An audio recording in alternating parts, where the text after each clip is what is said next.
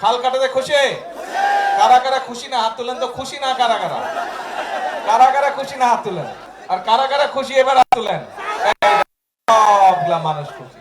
আমরা যারা বিএনপি করে, আমরা এমন একটি দল করে যেই দলের কাজ হচ্ছে সেই কাজগুলো করা, যেই কাজগুলো করলে মানুষের উপকার হবে, যেই কাজগুলো করলে মানুষ খুশি হবে, আমরা চেষ্টা করি কাজগুলো করতে। এবং সে কারণেই আজ আমরা এখানে একত্রিত হয়েছি।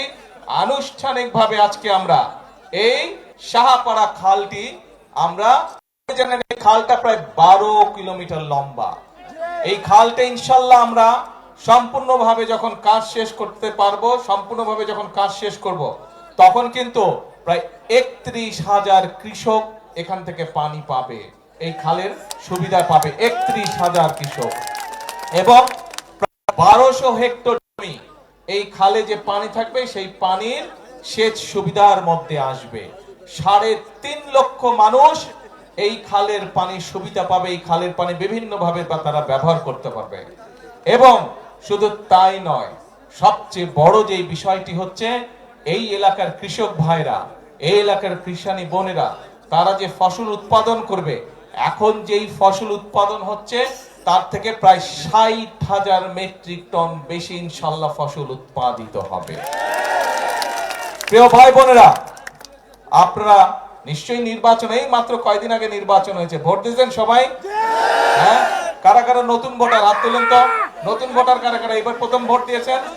নতুন ভোটার, নতুন ভোটার এই যে এইদিকে আছে নতুন ভোটার, এইদিকে অনেক নতুন ভোটার। হ্যাঁ, ও এগুলো সব নতুন ভোটার। Good, very good.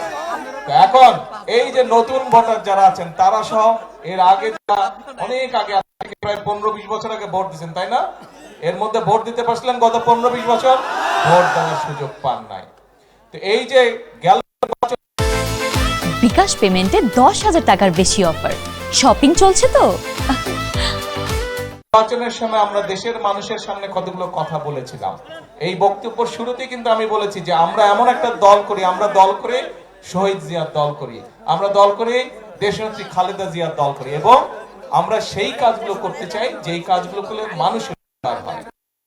কিন্তু নির্বাচনের আগে আমরা বলেছিলাম কতগুলো কথা, অনেক কথার মধ্যে কয়েকটা জরুরি কথা আমরা বলেছিলাম। কি কথা?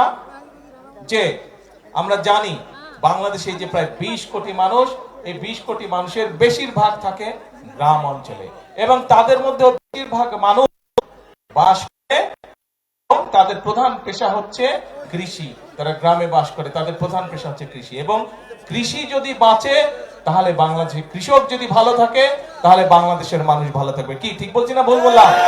ঠিক? কে কথাটা ঠিক বলছে? এবং সেই জন্যই আমরা বলে কৃষকের পাশে দাঁড়াতে চাই, কৃষক ভাইদের পাশে আমরা দাঁড়াতে চাই। এবং সেজন্যই আমরা তখন বলেছিলাম যে নির্বাচনে ইনশাল্লাহ আপনাদের ভোটে আল্লাহর রহমতে বিএনপি জয়যুক্ত হলে পরে সবচেয়ে প্রথম আমরা যে কাজটি করব সেটা হচ্ছে 10,000 টাকা পর্যন্ত ঋণ ছিল কৃষকদের, সেই 10,000 টাকা পর্যন্ত কৃষি ঋণ সুদ সহ আমরা মওকুফ করে দেব। আমরা তখন নির্বাচনের আগে বলেছিলাম।